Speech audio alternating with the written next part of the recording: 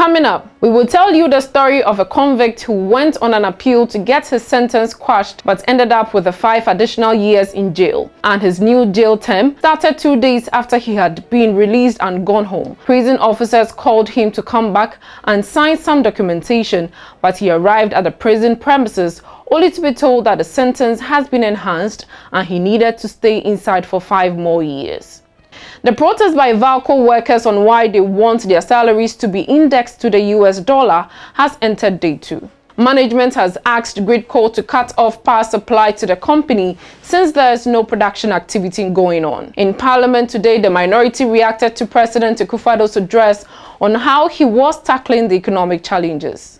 Also in Parliament, the minority leader has initiated a move to challenge the laying of the constitutional instruments by the Electoral Commission that will make the Ghana card the only form of identity to register new voters. APC leader Hassan Ayariga has some concerns on why prices of local foodstuff in the market have increased astronomically when they are not directly affected by the dollar. And Bank of Ghana denies collaborating with illegal forex traders at Cow Lane in Accra. Welcome to Graphic Online's News in Brief.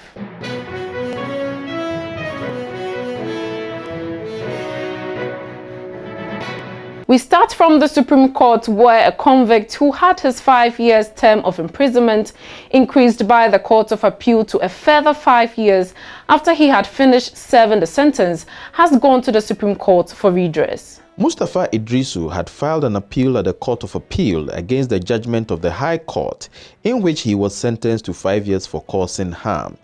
The appeal was, however, determined by the Court of Appeal 2 days after Idrisu had finished serving his sentence and had been released from prison. A 3-member panel of the Court of Appeal, in its judgment, enhanced Idrisu's sentence by a further 5 years, making it a total of 10 years. Per law, an appeal court, when determining an appeal, can either reduce or enhance a sentence or acquit a convict if it finds him or her not guilty.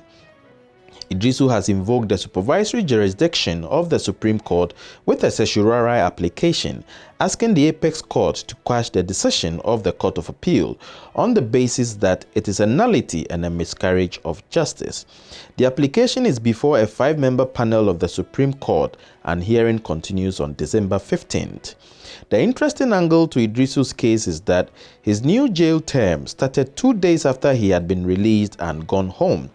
Prison officers called him to come back and sign some documentation, but he arrived at the prison premises only to be told that the sentence has been enhanced and he needed to stay inside for 5 more years.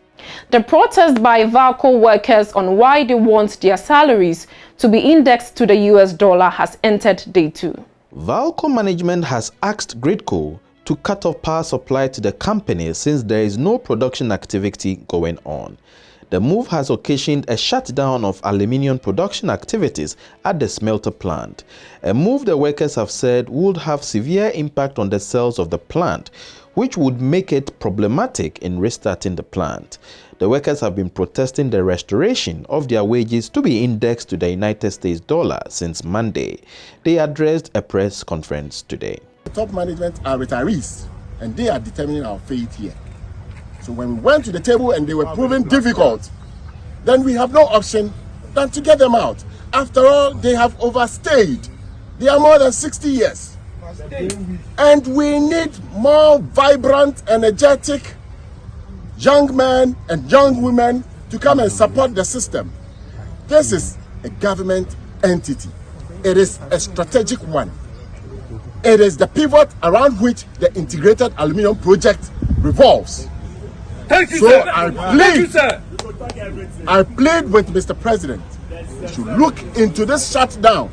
You tell us you don't have money to increase our salary, but you have money to bring back to life 127 ports, which you intentionally and deliberately made conscious effort to kill yesterday.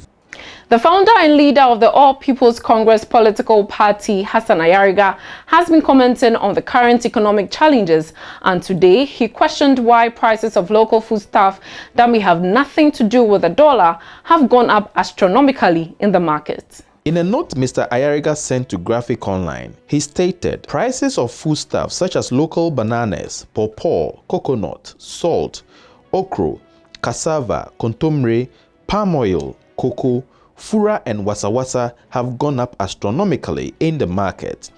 Even when all these items are all grown in Ghana, those commodity prices have been doubled in the market and we still blame the dollar. Ghanaian traders and businessmen are making life unbearable for fellow Ghanaians. Government should institute a price guarantee and control system to help control prices of goods and services in the system.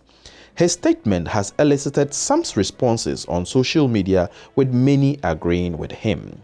In Parliament today, the minority reacted to President Akufo-Addo's address on the state of the economy. The minority leader, Haruna Idris, who said the president failed to accept responsibility for being responsible for the current state of the economy. As noted by us in the minority group, the president failed to accept responsibility, that he is responsible for the sorry state of the Ghanaian economy, and he is responsible for the wrench economy, which has consequences on livelihoods. Poverty has exacerbated, cost of living have gone high, cost of doing business high.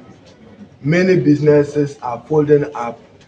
Some industries are now rerouting their investment into neighboring Ivory Coast and other countries, because Ghana is no longer the investment haven as it should be.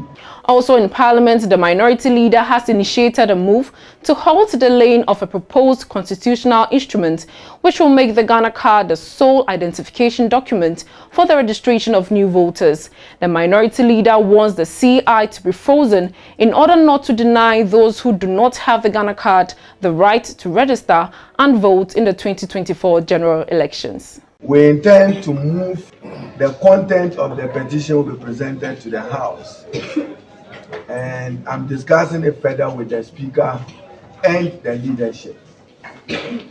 We are concerned that we have a duty to preserve our democracy and to protect and ensure the respect for fundamental human rights and freedoms, including the right to vote. And before we go, the Bank of Ghana is denying allegations that it was collaborating with illegal foreign exchange traders at the black market in Cowlin in Accra for them to transfer funds abroad. The Bank of Ghana, in a statement issued today, said the allegation was unfortunate, false, and must be dismissed by all. According to the BOG, its attention was drawn to the comment made by the Director of Research at the TUC, Dr. Nyakun Otu. It has therefore advised the public to completely disregard the comments and be assured that the BOG was doing all within its power to reduce the rising general level of prices. News in Brief is brought to you by Graphic News Plus. Download your Graphic News Plus now and choose your preferred package daily, weekly, monthly, and annually, and access free news on various interest areas as well. Visit us on graphic.com.gh for further information. Graphic News Plus, connecting people through news. Thank you for watching. For more news, please visit our website graphic.com.gh or follow us on Facebook at Daily Graphic and on YouTube and Twitter at GraphicGH. I am Juliet Echan Safo. Subscribe now.